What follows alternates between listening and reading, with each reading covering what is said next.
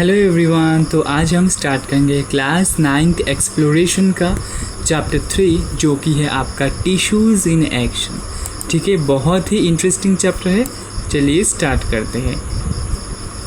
तो चैप्टर के स्टार्टिंग में ही आपको एक बहुत ही अमेजिंग पिक्चर देखने को मिलेगा जो कि बताता है कि हमारे बॉडी में डिफरेंट बॉडी पार्ट्स के लिए डिफरेंट टिश्यू पाया जाता है। जैसे कि आपका ब्रेन में सिग्नलिंग के लिए पाया जाता है आपका नर्वस टिश्यू। उसे ही तरह स्किन में पाया जाता है आपका प्रोटेक्टिव टिश्यू। हार्ट में पाया जाता है कार्डियक टिश्यू, कार्डियक मसल। उसी तरह डाइजेशन के लिए होता है आपका डाइजेस्टिव सिस्टम। बोन में प्रेजेंट होता है आपका कनेक्टिव टिश्यू। ठीक है, और मसल्स में प्रेजेंट होता है आपका मस्क्यूलर टिश्यू। तो हम इन चार से ज़्यादा है सभी चीज़ों को डिस्कस करेंगे इस चैप्टर में। तो चलिए शुरू करते हैं। पहले हम रीडिंग कर लेते हैं, उसके बाद एक्सप्लेनेशन को समझेंगे। तो क्या दिया गया है, चलिए स्टार्ट करते हैं reading. Life begins when a single cell divides itself several times to give rise to a large number of cells. These cells gradually form the skin, जो कि प्रोटेक्शन के लिए होता है, muscles, movement, bones, support nerves, control and coordination and all other organs. तो ज़िंदगी का start होता है एक सिंगल सेल से जो कि डिवाइड होते होते बहुत ज़्यादा सेल्स बनाते हैं, और वही सेल्स हमारे स्किन का फॉर्मेशन करता है जो हमें प्रोटेक्शन देता है बाहरी एनवायरनमेंट से। नेक्स्ट मसल्स देते हैं जो हमें बॉडी पार्ट्स को मूवमेंट के लिए रिस्पॉन्सिबल होते हैं। बोन्स हड्डियाँ देते हैं जो बॉडी को एक स्ट्रक्चरल सपोर्ट देता है, और मैसेजेस को याद रखने के लिए यानी कि बातचीत करने के लिए ब्रेन जो कि बना होता है आपका नर्व से, वो कंट्रोल और कोऑर्डिनेट करता है हमारे सारे थॉट्स को। Okay, this process is so intricate that is considered one of nature's greatest engineering marvels. और ये इतना कॉम्प्लिकेटेड प्रोसेस है जिसको नेचर का सबसे ग्रेटेस्ट यानी कि बहुत कॉम्प्लेक्स मैकेनिज्म माना जाता है। Okay, The researchers have been trying to understand, replicate and modify this process for human welfare. To do so, it is essential to understand the natural biological processes that govern growth and development in plant and animals. What makes cells group together to form tissue? Why do some tissues grow throughout life while others do not?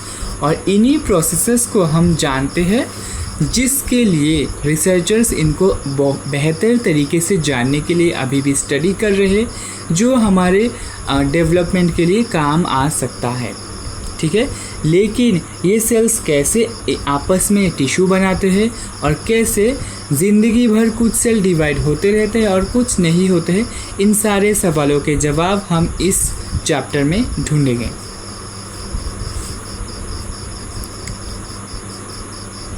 Next है आपका in chapter 2 the building block of life. You have learned that the cell is the basic unit of life. Many cells come together to form a multi cellular organism.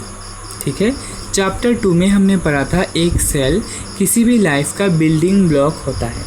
ठीक है, बहुत सारे cell मिलकर एक group बनाते हैं जो tissue का फॉर्मेशन करता है। अगर एक सेल हुआ तो उसको हम बोलेंगे यूनिसेलुलर ऑर्गेनिज्म, जैसे कि आपका एमीबा हो गया। और अगर एक से ज़्यादा सेल हुआ तो उसको हम बोलेंगे मल्टी सेलुलर ऑर्गेनिज्म, जैसे कि आपका ह्यूमन बीइंग्स या फिर प्लांट्स हो गया। In all multicellular organism there is a hierarchy of organization. Cells of similar type performing similar function group together to form a tissue. More than one type of tissue form organs.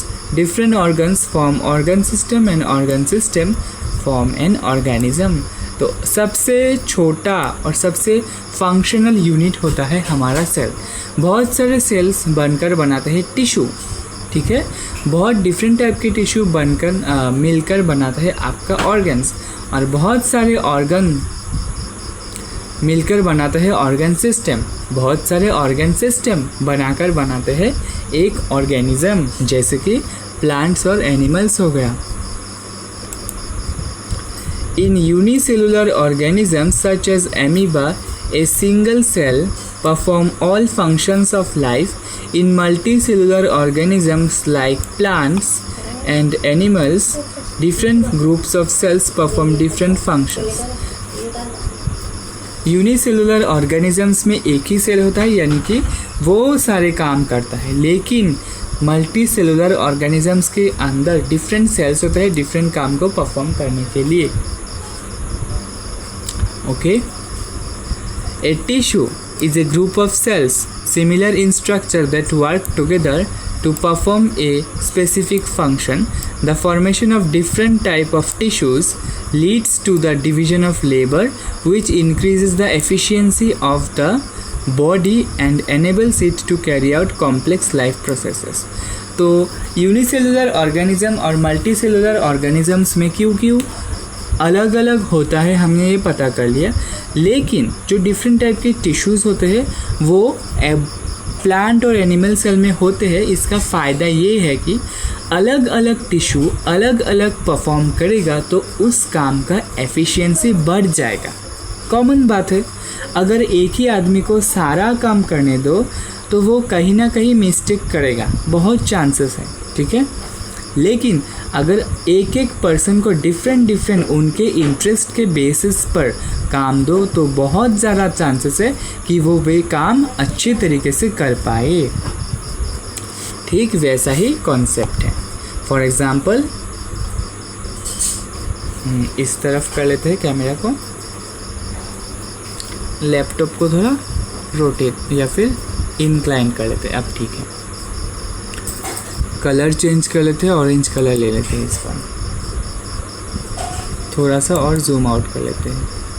I think अब ठीक है, कम कर लेते हैं थोड़ा, हाँ अब ठीक है। इन animals muscle tissue enables movement and nervous tissue carries messages to different parts of the body. In plants, conducting tissues such as xylem transports water and minerals while phloem transports food.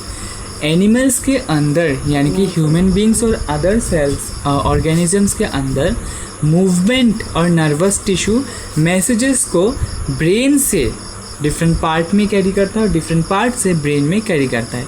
लेकिन आपका plants में conducting tissue होते हैं जैसे कि xylem और phloem.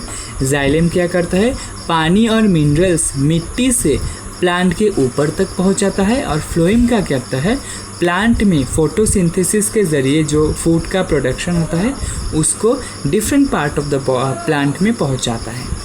ठीक है, तो यही था इस वीडियो का इंट्रोडक्शन वीडियो। अगर आपको कोई भी टॉपिक समझ में नहीं आया तो मुझे कमेंट करिएगा। मिलते हैं नेक्स्ट वीडियो में। नेक्स्ट वीडियो में हम ये वाला टॉपिक समझेंगे, why are plant and animal tissues different, दोनों डिफरेंट क्यों है। ठीक है, तो वीडियो अच्छा लगा तो लाइक कर दीजिएगा। मिलते हैं नेक्स्ट वीडियो में, तब तक के लिए थैंक यू फॉर वॉचिंग।